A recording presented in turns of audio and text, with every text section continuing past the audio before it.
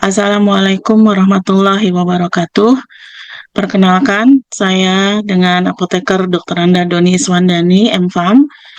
Saya dari Sekolah Tinggi Ilmu Kesehatan IKIFA akan menyatakan pernyataan diri dosen dalam unjuk kerja Tridharma Perguruan Tinggi atau PDD UKT PT dalam bidang pengajaran. Adapun deskripsi dari mata kuliah yang saya ampu adalah mata kuliah farmasi rumah sakit dengan kode DF24310 dengan SKS 2 di semester 3 dengan program studi adalah D3. Untuk mata kuliah farmasi rumah sakit ini diampu oleh tim dosen, ada saya sendiri, ada apoteker Hani Iskandar, SFAM MFAM, ada apoteker Yuda Sukawati, SSE MFAM, dan ada apoteker Siti Aisyah SFAM MFAM. Adapun deskripsi mata kuliah farmasi rumah sakit adalah membahas tentang rumah sakit, ya, kemudian pelayanan instalasi farmasi, pengelolaan perbekalan farmasi dalam hal ini untuk obat dan BMHP, bahan medis habis pakai, kemudian ada penerimaan dan penyimpanan, sistem distribusi obat, panitia farmasi dan terapi, kemudian pemberian informasi obat, penggunaan obat rasional, dagu sibuh, dan pengelolaan limbah. Untuk capaian pembelajaran, diharapkan mahasiswa nanti akan mempunyai pemahaman tentang pengertian, struktur organisasi, dan fungsi serta tugas serta sumber daya manusia di rumah sakit. Kemudian mahasiswa juga bisa memahami dan mampu memahami untuk instalasi farmasi rumah sakit itu sendiri, tugas-tugasnya dan tujuan instalasi farmasi di sebuah rumah sakit.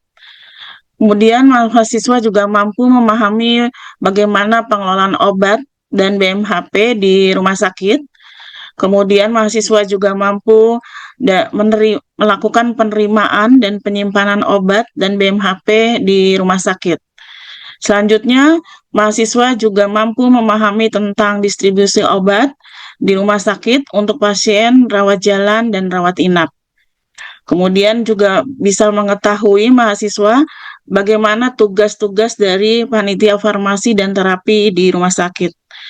Selanjutnya, mahasiswa juga diharapkan bisa memahami pengertian dan tujuan serta sasaran dan kegiatan pemberian informasi obat dan mendapatkan sumber yang valid. Kemudian mahasiswa juga dapat memahami pengertian, klasifikasi, dan akibat tidak rasional dalam pemberian obat ke pasien. Kemudian mahasiswa juga dapat memahami bagaimana cara mendapatkan, menggunakan, menyimpan, dan membuang obat, serta dapat memahami pula pengelolaan limbah dan obat dan BMHP. Untuk materi kuliah farmasi rumah sakit di semester 3 ini terdiri dari rumah sakit, kemudian instalasi farmasi, kemudian pengelolaan perbekalan farmasi yaitu obat dan BMHP, selanjutnya penerimaan dan penyimpanan, kemudian sistem distribusi obat, panitia farmasi dan terapi, kemudian pemberian informasi obat, penggunaan obat rasional, dagu sibuh, dan pengelolaan limbah.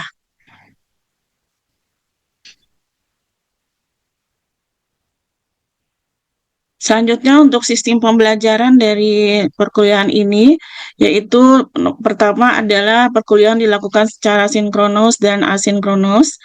Kemudian yang kedua adalah dengan cara daring, yaitu dengan video conference, dengan e-learning, jadi sistem yang dikembangkan di IKIFA, kemudian dengan video sharing.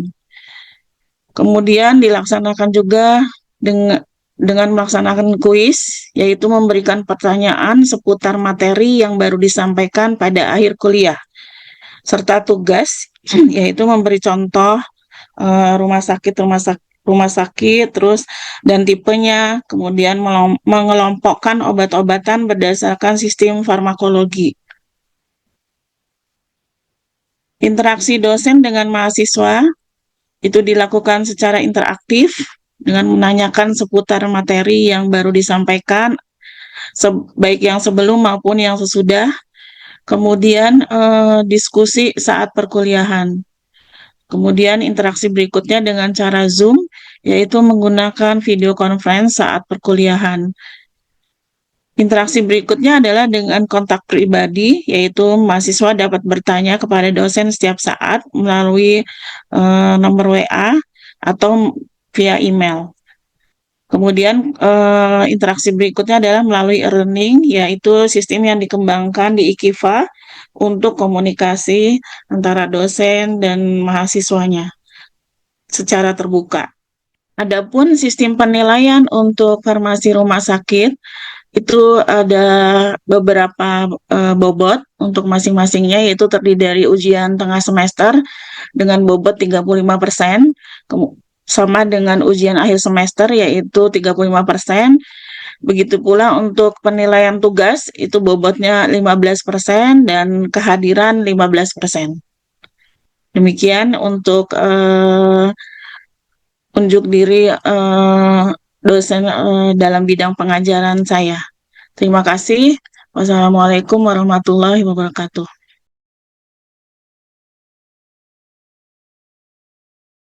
Teman-teman, selamat sore. Assalamualaikum warahmatullahi wabarakatuh. Sore ini kita ketemu lagi di mata kuliah farmasi rumah sakit. Pada pekan ini, Ibu akan sampaikan materi terkait sistem distribusi obat, ya. Tapi sebelum itu, untuk mengingat kembali materi yang sebelumnya, yaitu yang sudah disampaikan itu tentang rumah sakit dan instalasi farmasi, ada sedikit pertanyaan dari Ibu, ya, sebelum kita masuk materi tentang sistem distribusi obat.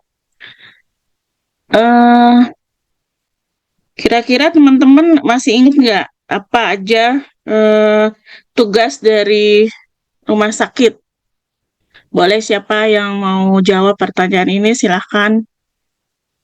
Izin saya Bu menjawab Bu, dengan Dwi Baik. Bu. Iya, silahkan Dwi.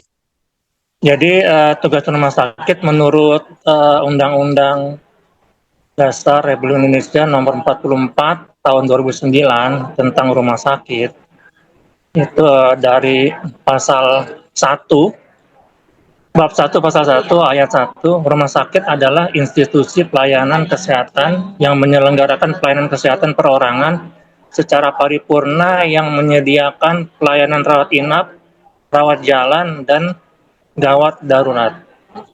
Adapun tugas dari rumah sakit itu ada di bab 2, yaitu pasal bab 3, mohon maaf, bab 3 tentang tugas dan fungsi pasal 4, rumah sakit mempunyai tugas memberikan pelayanan kesehatan perorangan secara paripurna. Maksudnya paripurna itu apa? Jadi ada di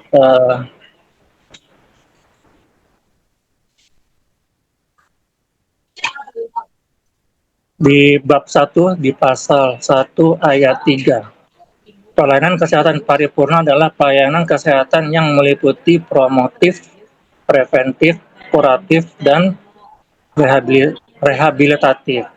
Jadi intinya tugas utama rumah sakit adalah memberikan pelayanan secara perorangan, secara paripurna, meliputi promotif yaitu peningkatan kesehatan, preventif, pencegahan penyakit, kuratif, penyembuhan, dan rehabilitatif, pemulihan.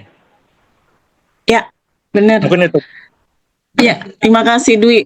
Memang tugas utama rumah sakit adalah terkait 4 hal tersebut ya, untuk kesehatan perorangan.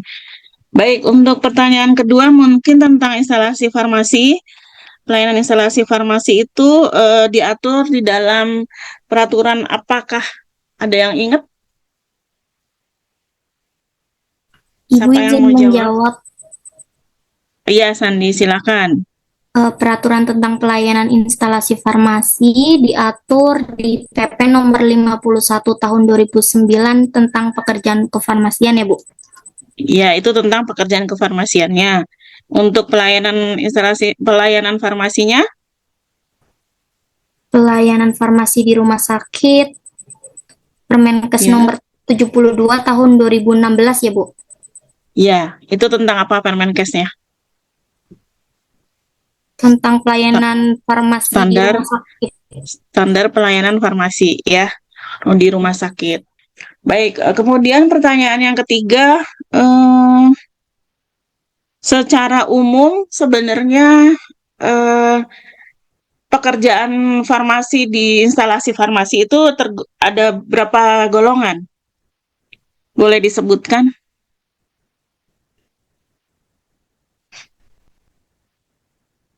Ruang lingkupnya ya, Bu.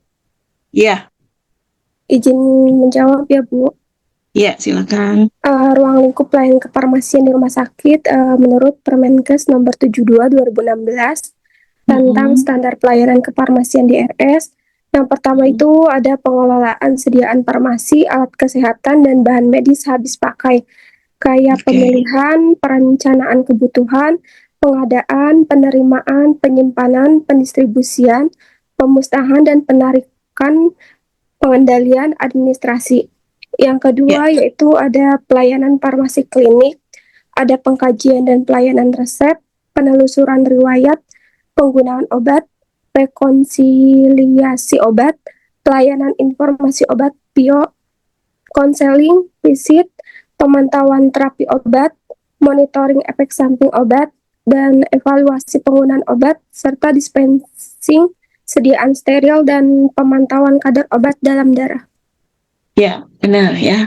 Udah disampaikan secara rinci oleh Lela ya.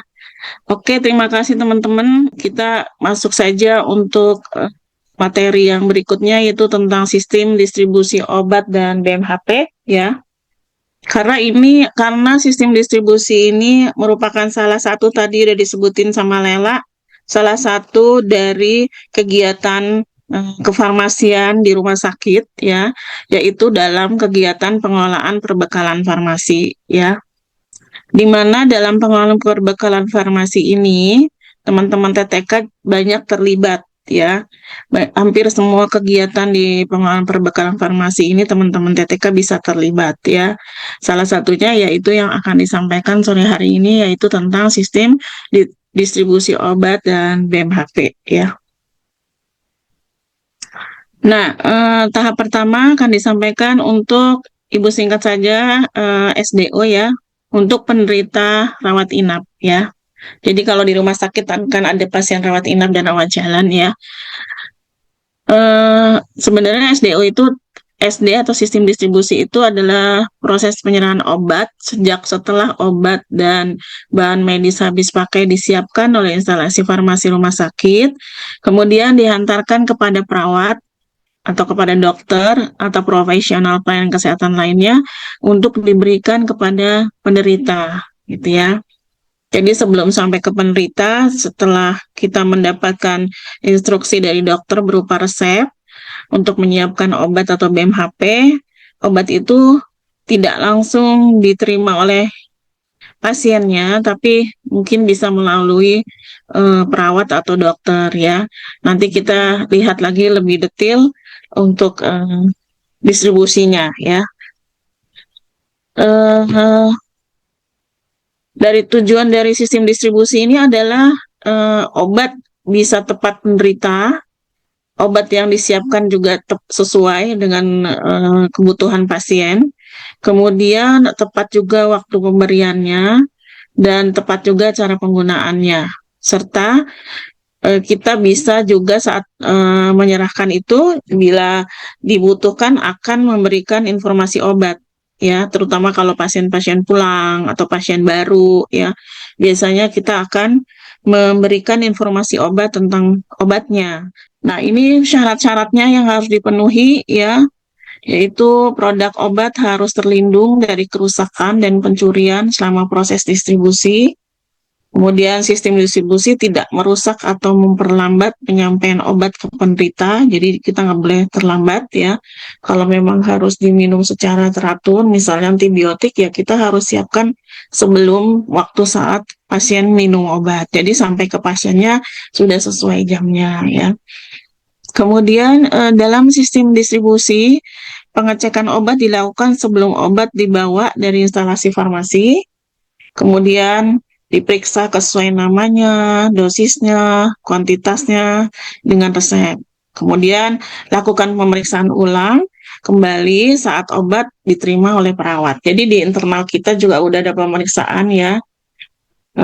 Seperti kalau dirawat jalan juga kan sebelum obat diserahkan ke pasien kita cek lagi hasil kerjaan bagian kemas, bagian timbang, nah dan gitu juga kalau dirawat inap ya. Sama, jadi obat sebelum sampai ke pasien kita lakukan serah terima juga di instalasi farmasi, dan begitu serah terima ke perawat juga lakukan serah terima ya. Nah, semua ini, kegiatan ini dari mulai penyiapan sampai penyerahan itu semua harus ada dokumentasinya ya. Kemudian untuk pembagian sistem distribusi ya, jadi ini ada dua pembagian, di mana pembagian yang pertama itu didasarkan atas ada atau tidaknya satelit farmasi ya, di mana ada sistem distribusi sentralisasi dan sistem distribusi desentralisasi. Kemudian yang kedua itu berdasarkan pengantarannya ke penderita ya. Jadi ada sistem distribusi resep individual, sistem distribusi perlengkapan di ruangan atau floor stock, dan sistem distribusi kombinasi ya antara yang pertama dan yang kedua, serta yang sistem distribusi namanya dosis unit. Nah, ini untuk macam-macam sistem distribusi di rumah sakit biasanya dirawat inap ya. Baik, kita mulai yang pertama, yaitu sistem pelayanan terpusat atau sentralisasi ya. Sistem pelayanan terpusat atau sentralisasi ini adalah sistem pendistribusian perbekalan farmasi yang dipusatkan pada satu tempat, yaitu di instalasi farmasi. Jadi seluruh kebutuhan perbekalan farmasi setiap unit memakai, baik untuk kebutuhan individu maupun persediaan ruangan, disuplai langsung dari instalasi farmasi tersebut.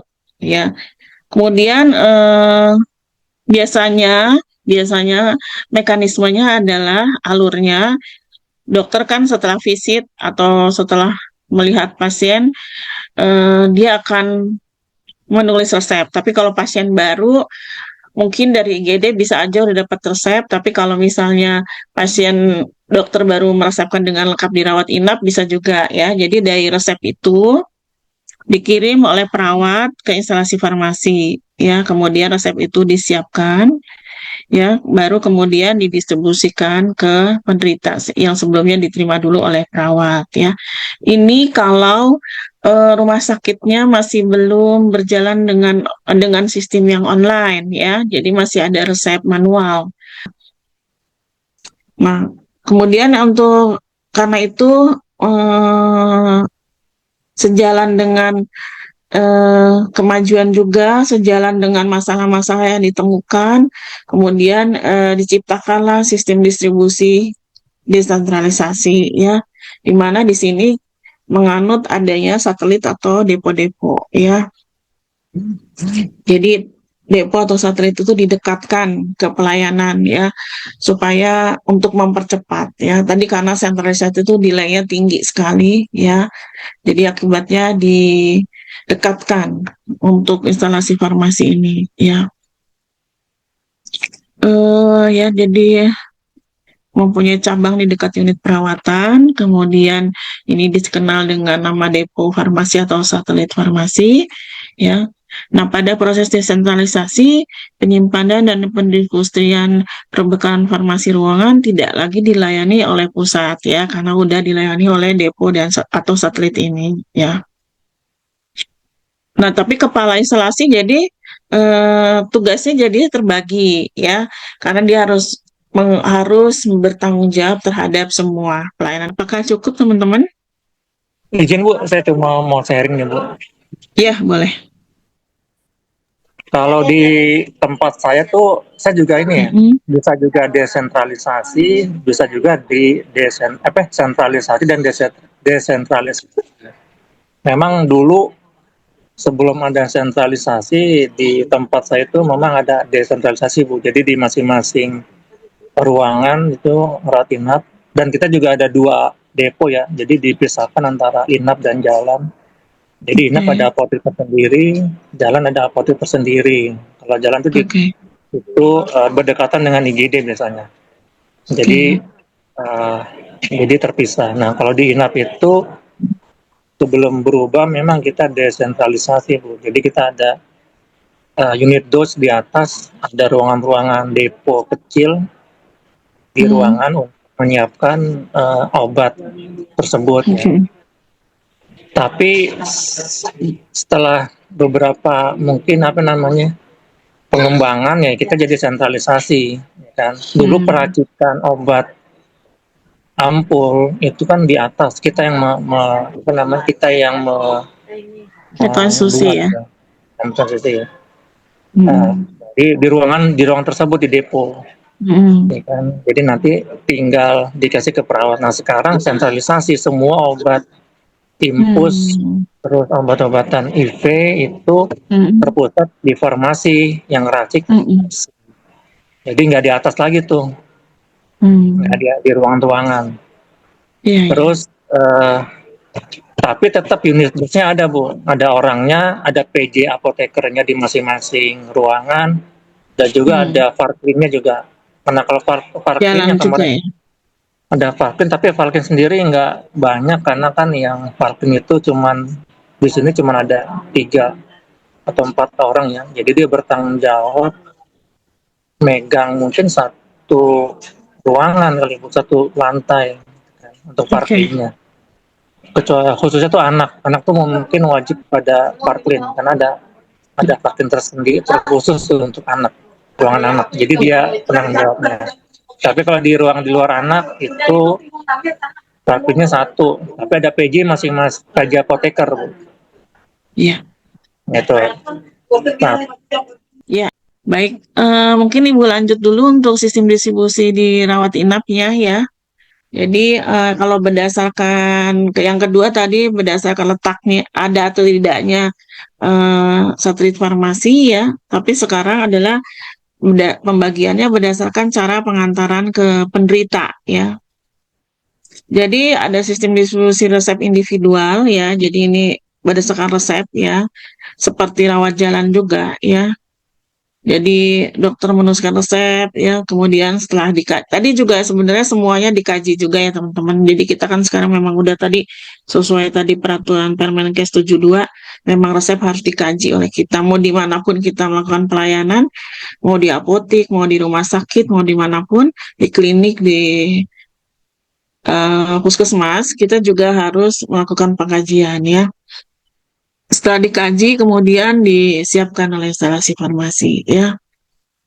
Nah, biasanya kalau sistem resep individual itu sampai saat ini masih ada rumah sakit di Jakarta yang menggunakan sistem individual resep ini ya, teman-teman. Itu disiapkannya biasanya 3-5 hari ya, 2-5 hari ya, atau tergantung masing-masing kebijakan dari rumah sakitnya ya, sesuai dengan SPO-nya masing-masing ya. Kemudian kita dapat resep, kita siapkan. Nah, nanti kita serah terima sama perawat ya, sesuai dengan resep itu. Nanti perawat yang nyimpen di lemari obatnya pasien. Jadi di perawatan ada lemari obat pasien ya. Kemudian yang kedua adalah sistem distribusi di mana ada persediaan di ruangan atau floor stock ya. Jadi memang banyak masih rumah sakit yang menyimpan obat-obat dalam jumlah terbatas dan dalam jumlahnya yang terbatas, baik itu itemnya ya maupun kuantitinya ya, yang sudah disepakati antara farmasi dan dokter serta perawat ya. Jadi, perawat menyiapkan semua dosis pengobatan untuk diberikan kepada penderita termasuk pencampuran sediaan intravena ya. Jadi, dulu masih perawat. Tapi kalau tadi di rumah sakitnya Dwi, itu udah TTK yang mengerjakan ya. Nah, cuma kekurangan cara distribusi ini, kesalahan penggunaan obat meningkat, persediaan mutu obat tidak terkendali karena ditempatkan di ruangan perawat, sehingga dapat menyebabkan kerusakan obat bertambah. Pada akhirnya dapat meningkatkan kerugian karena obat sering rusak. Kemudian penambahan modal untuk penyiapan ruangan penyimpanan obat di keperawatan juga. Misalnya harus sedia juga kulkas ya, yang walaupun yang kecil tapi tetap disiapkan juga kulkas ya. Kemudian diperlukan waktu yang banyak untuk perawat dalam penanganan obat ya. Jadi kalau obat sudah terpakai, kan resep yang udah ditulis dokter kita dikirim oleh farmasi, kita siapkan, nanti perawat ganti obat yang tadi udah diambil ya, udah dipakai ya. Jadi banyak kerjaan perawat untuk ngurus-ngurus obat seperti itu ya. Kemudian sistem distribusi kombinasi ya, individual dan floor stock, jadi pakai resep juga, pakai sediaan ruangan juga ya. Jadi ini masih banyak dikerjakan oleh perawat ya. Nah, yang keempat, ini sistem distribusi yang berkembang saat ini ya, yaitu sistem distribusi unit dose ya. Di mana ini merupakan penyampaian obat kepada penderita. Obat disiapkan dalam bentuk kemasan yang siap pakai, mengandung sejumlah dosis tertentu yang cukup untuk penggunaan pada suatu waktu tertentu. Ya, ini memang metode yang baru ya, di mana kita mengurangi kesalahan penggunaan obat ya, di mana pasien hanya membayar apa yang dia gunakan ya. Jadi kita memberikan obat sesuai dengan waktunya, sesuai dengan dosisnya ya. Jadi tepat dosis, tepat waktu pemberian ya, dan diharapkan tepat obat serta tepat pasien juga ya. Itu penggunaan obat rasional ya. Jadi ada dua kegunaan utama dari sistem ini, yaitu mengurangi kesalahan obat dan mengurangi keterlibatan perawat dalam penyiapan obat ya. Jadi obat itu dikemas dalam unit tunggal yang tidak lebih dari 24 jam, kemudian dispensing dalam bentuk siap dikonsumsi, dihantarkan ke ruangan penderita dalam kemasan per waktu konsumsi ya. Berikutnya mungkin Ibu akan langsung ke sistem distribusi untuk penderita rawat jalan. Kalau rawat jalan sama ya, semuanya dengan apotik ya, dan sistem dan pelayanan yang lainnya ya, yaitu dengan resep individual ya. Sistem distribusi obat resep individual ya, yaitu sistem penyampaian obat kepada penderita oleh instalasi farmasi, meliputi penyiapan, pemberian etiket, pemberian obat kepada pasien sesuai dengan yang tetap pada resep. Jadi semuanya instalasi farmasi yang mengerjakan, diserahkan juga oleh instalasi farmasi juga ya, oleh kita semua ya. Demikian teman-teman untuk sistem distribusi obat ya. Mungkin ada yang mau ditanyakan, silakan. Jadi nanti ada tugas teman-teman untuk sistem distribusi obat ini. Nanti Ibu akan sampaikan di e-learning ya, tugasnya ya. Nanti bisa kita bahas di pertemuan pekan depan ya teman-teman. Baik teman-teman, kalau memang tidak ada yang ditanyakan lagi, Ibu cukupkan pertemuan sore ini. Terima kasih untuk teman-teman semua yang sudah hadir. Ibu tutup. Wassalamualaikum warahmatullahi wabarakatuh. Waalaikumsalam warahmatullahi wabarakatuh. Terima kasih, Bu.